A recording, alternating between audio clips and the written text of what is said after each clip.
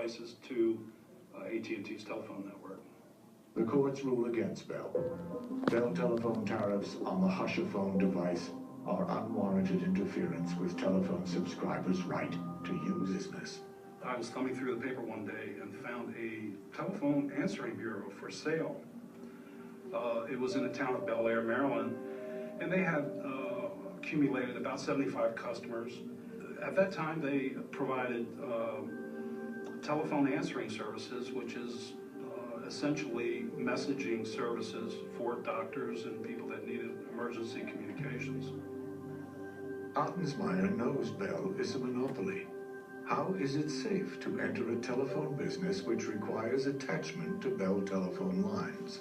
Well, it was a business that was sanctioned by AT&T. They provided the equipment, meaning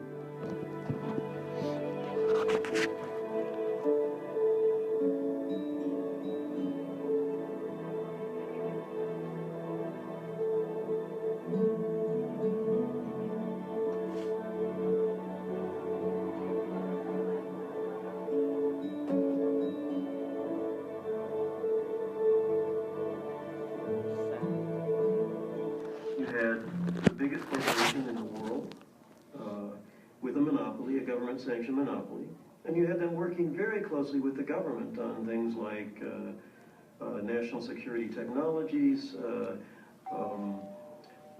wiretapping, providing information to the government about who was doing what. You have a consolidated stakeholder group. This is what big business wants. This is what government wants. This is what the representatives of labor want, and that's what happened. America is a democracy. It is a free society. Yet it employed a fascist economic structure. Organized crime on a level that perhaps is being repeated again, by corporate America. Big business in cooperation with big government worked together to take the country to the brink of disaster. How does their behavior differ from the criminal behavior we know as organized crime? A bunch of people and policemen here to see you. They said they were there to, that I had been operating an illegal telephone service with illegal equipment. I knew what they were talking about because we had openly provided this service at that time, and what they ultimately did was walk out with the 8 diverters, the equipment that we used to provide the service. Suddenly his life is upside down. If Ottensmeyer's company was repairing lines, hooking up new customers, making adjustments to the switchboards. The final judgment allows the sanctioned emergency switchboard to continue, provided Ottensmeyer does not operate it or enter the premises. The problem is, the premises for his business happens to be at his home. Ottensmeyer is never allowed to set foot there again. They did not want me to compete with them, and they were afraid they would lose revenue. I was considered a competitor.